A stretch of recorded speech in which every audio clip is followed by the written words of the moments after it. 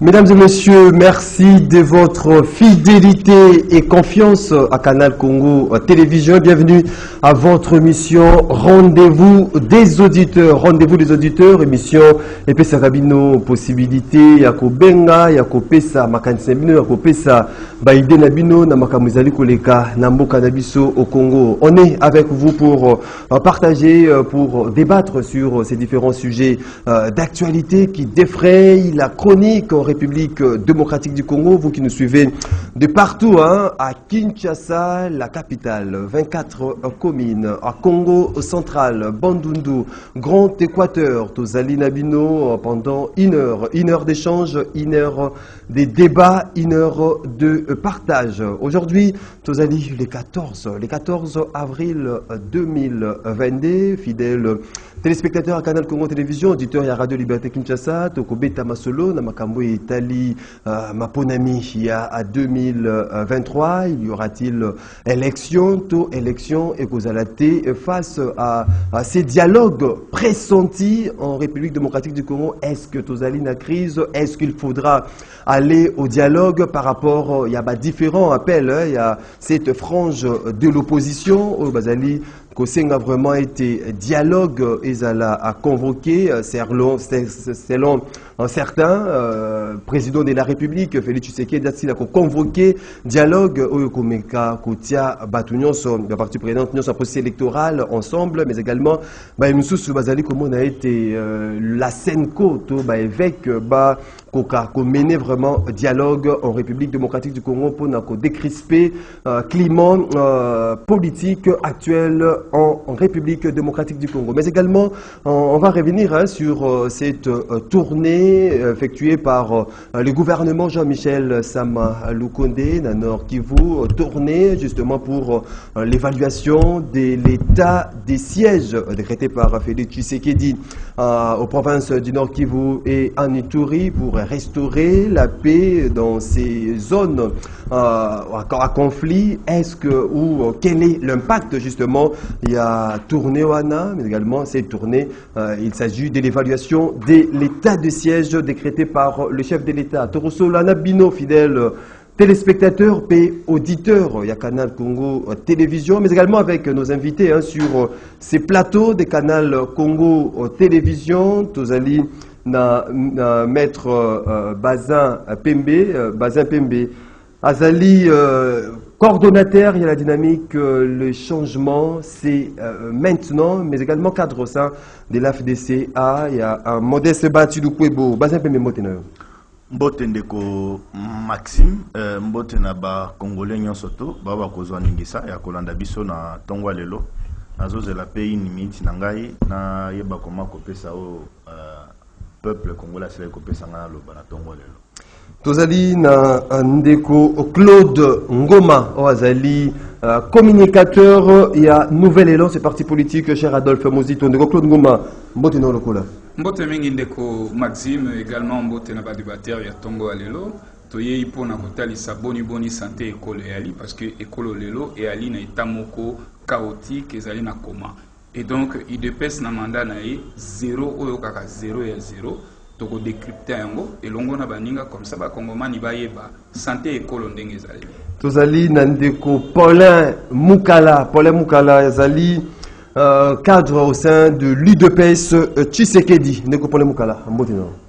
Mbote ndeko Maxime pona bo yambina yo na kati na émission oyo ba congolais nyonso na tonga lelo et je présente des excuses na ba congolais nyonso na bandaki komona na te, j'avais des empêchements. Avec beaucoup de régularité. 082 33 33 749 082 33 33 749 des numéros beaucoup benga bopesa makanisi na bino bopesa baide na bino na basujet tozali kolobela mokolo ya lelo to bokoki kokomela biso na WhatsApp ya rendez-vous des auditeurs to ofongoli nzela na ndeko Bazin Pembe comme de coutume, une minute à chacun pour le sujet isolé. Merci beaucoup Ndeko Maxime. Na une minute nangai, j'ai reçu un message na olingana yebisa général Silvano Kasongo qu'il y a un certain monsieur Christian Jambo na côté ya Masina azali kuluna azali ko tracasser vraiment sérieusement ba paisible citoyen congolais kuna bazali ko protéger et pas grand frère na ye bazali ko benga isoki mukishi na papa na ye à chaque fois bazo opérer babotoli bato biloko grand frère na ye na papa na ye bazali ko sécuriser donc ndeko Silvano Kasonge sengile atala na eloko wana na lombangu pona bacha ndeko wana maboko amonaki watinde ba muso na kanya makase c'est soki bako kanga pe bandeko wana ekozala malamu mingi na silisa ndeko Maxime pona kosenga na l'état congolais na justice na biso mboka na silai kolanda na ba réseaux sociaux que IGF asilai kosala rapport na ye na o etaleli forêt na biso banzete na biso et que bato mususu na kati wana bazalaki cité entre autres ndeko bienvenu Liota nandeko Moïse Nyarugabo nazo senga na justice mboka na biso soki bakoki na lombango bandeko wana bazali na Kinshasa ko bengisa nano bango koyoka nano bango pona toyeba forêt na biso o basilaki oteka na epoko babanda ko diriger mbongo wana ekinda wapi parce que na yoki eti no mbongo wana etikala kokota na trésor public ete na osenga na justice alandela na lombango likambo wana parce que ezali ko déranger environnement na biso même paisible. Merci beaucoup ndeko Bazin Pembe ndeko Claude Ngoma. Très bien, merci beaucoup ndeko nangai Maxime on a parole au Pesinga na 1 minute nangai na ko s'adresser na Ngobila pambate ye akoti bokonzi na tango ya ye papier ya l'état emati ba papier ya l'état emati ayako kuta biso na hologramme po ba kongomani bayeba et ali ba papier oyo to benga ka ba imprimer des valeurs o ba sale la biso ba acte de naissance ba attestation de naissance tout ça là. Alors ba papier o wana ezalaki na 6500 francs lelo ba papier o wana ndenge na koloba na yo e komi 15000 francs timbre ya l'état il y a là qui 1500. Le timbre à l'État est commis 4500 francs. Yango nazotuna. Est-ce que papier wane zo utazusu su Ukraine? Parce que le commis kaka nyonso Ukraine. Nyonso Ukraine. Est-ce que papier o imprimé des valeurs autres na commis na ba l'état civil na biso? Et comment ou Ukraine? Ngobila yena entreprise ya Sika Congo Digital. Ba ebisi biso eza technologie ya Sika tolongwe hologramme to comme na Congo Digital. Na kati ya ba service na bango bazo benga ngo digitalisation ya ba papier.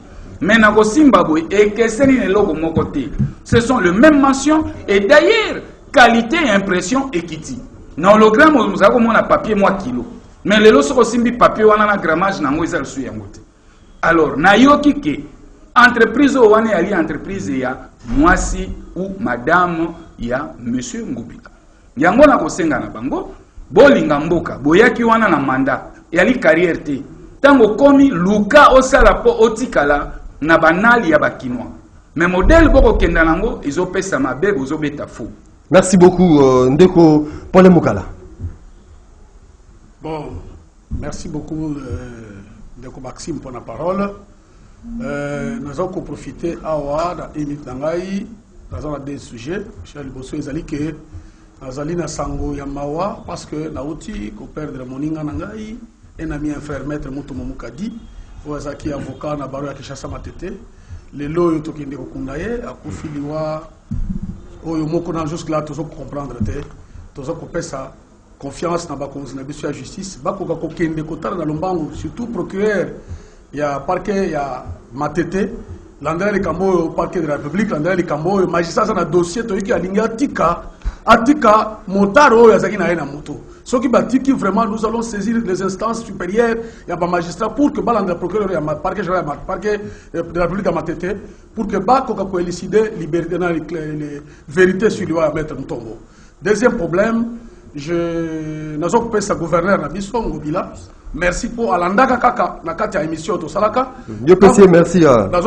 Merci. On a dit parce qu'Alandaka conseil, un bon dirigeant c'est lui qui écoute les critiques. Tant que le belaka pona likambo ya couloir de la mort.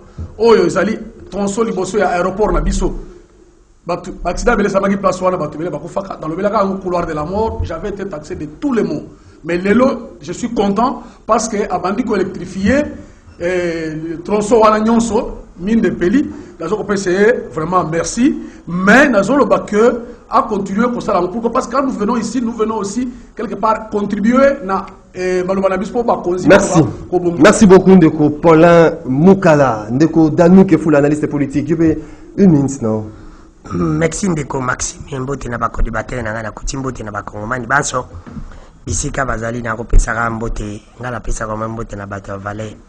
Moto na mona lingiko zongisa moi état de droit parce que état de droit balobaki bazaki mesurer et pas caméra ngana lobeke bakanga caméra na bosolo pe bosimbote petit mbote na mettre pulusi et kao yazali avocat au moins ya ba valeur à défendre moi bandi comme ça avocat tout mona ba défendre moto azala ki condamné à défendre et tia longola na ameka ko tenir moi liberté na place na vraiment na pesi moto je le connais pas mais na landi débatinde na landi de défense là j'ai senti qu'il y a encore des gens au bazali yami balé na mituni ka mutuna na utuna ka mutuna mais ya na ibite sina aux après na biloko mi balé na tuna ezana ko mo na mapa ngara ina ngona ndenga niko fight na tuni question mapa ona kendegi na journaliste na kende na peine victoire ezalaki na 750 francs ba ina ngona cité ba maman ba boyi ba yuba kozwate peine victoire qui tient na 500 ils ont na 500 mais mapa o ezalaki na 300 ba matia na 500 mais na mituni question comment oyo soki ba maman bandimaki et ngeti la 700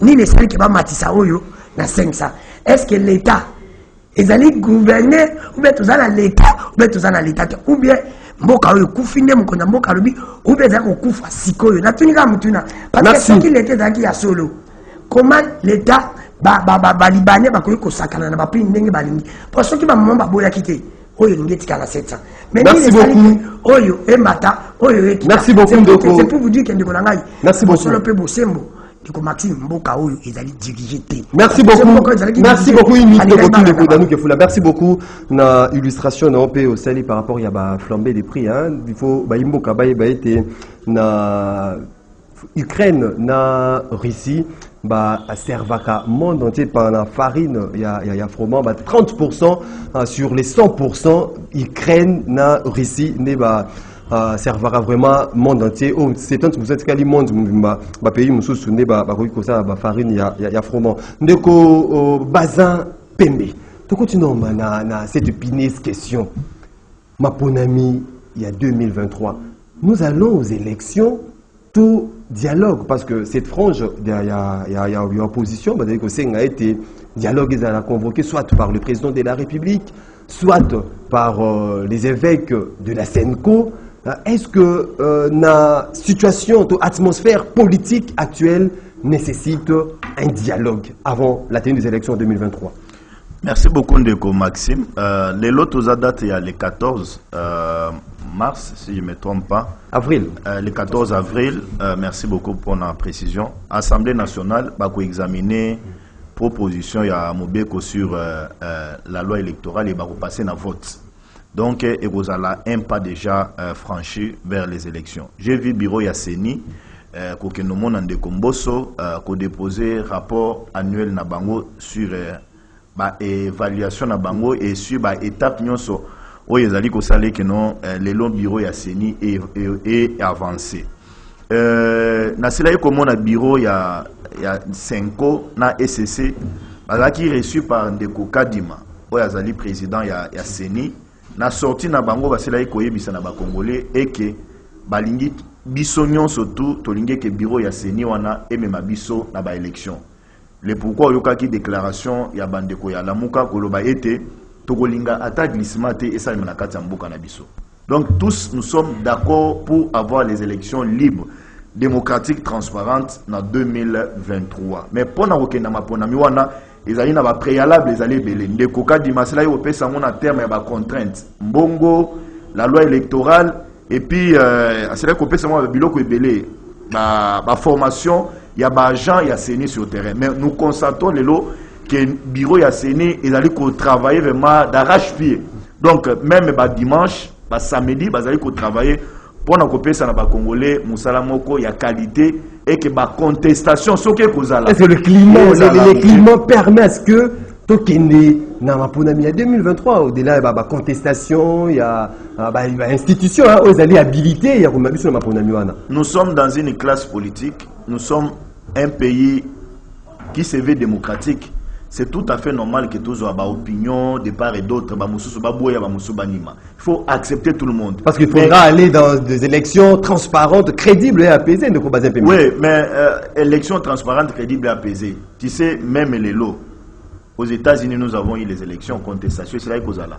Je vis en France, l'élection primaire et Salemi, même certains, ça dit qu'on contestait, bien même que candidat va se bien à départ et d'autres pour se féliciter. Donc, nous sommes un pays qui se veut démocratique. On doit accepter de part et d'autre. Mais dialogue, na format, il y a partage à pouvoir. Là où moi je ne suis pas d'accord. Wana Ekomemabiso nulle part. Mais vous êtes d'accord pour un dialogue avant la tenue des élections? Au niveau, il y a une institution, nous avons l'Assemblée nationale, nous avons un Sénat en République démocratique du Congo. Ceux qui battent l'opposition, majorité, mais nous ramener encore, changer bureau Yasseni. Donc c'est accepter quelque chose. Il y a eu consultation présidentielle avec le chef de l'État, Ezeki, dans le cadre institutionnel. Merci beaucoup. J'ai vu Bandekoya, merci beaucoup. Se prononcer déjà que nous merci beaucoup. À la candidat en 2023. Donc préparons-nous pour aller aux élections en 2023. Merci beaucoup, le dialogue ne va rien nous servir, ça va encore nous appauvrir au peuple congolais. Merci beaucoup Ndeko Bazin Pembe. Ndeko Claude Ngoma. Est-ce que dialogue ils allaient pressentir parce que dans formation politique nouvel élan vous prenez à ce que ma ponami crédible, transparente et apaisée, il faudra que le parti prenant d'un processus électoral va se mettre autour d'une même table. Est-ce que demande Nabino préalable Nabino et vous allez exaucer na allure aux allures comme on a makam? Oui, je vais dire ceci mon cher. Awa tokoloba ekolo. Tango tozoloba ekolo esengeli na biso to bima na ba clivage politique na biso total la nation. Nouvel élan, Lamuka, UDPS, Union sacrée et autres. Tout s'est dépassé, tout l'ongwana nous n'a pas appartenance na biso total la nation. Pambate, ma ponomie autour au Kenanango, jusqu'au jour d'aujourd'hui, yebanité na gagné. Yebanité. Mais pourquoi Ngambo na biso baninga na biso union dite sacrée? Mais la sondage Bazoboya, attendez, Bazoboya c'est que ba partie prenante bakutana. Tozo kutana te pour na partage ya pouvoir, il s'engage na souligner en bien. Ce n'est pas pour le partage de pouvoir. Ce que tolobi to partager pouvoir en contrepartie mandat o échec o yande ko Chilombo, biso pe to kabola mo ndenge bemba na Moïse bako kabola ngo. Alors biso to boy to kotana poto wana, biso tolobi toutes les parties prenantes. Union sacrée. Union sacrée, Lamuka, FCC, tu as la partie prenante dans le processus électoral. Tokutana tosolola, torosolola nini. La question des fonds, ils allaient makasi. Est-ce qu'il faudrait-il totika na tour moko? Il y a élection. Est-ce qu'il faudrait-il garder la caution, il y a individuel ou est-ce la liste?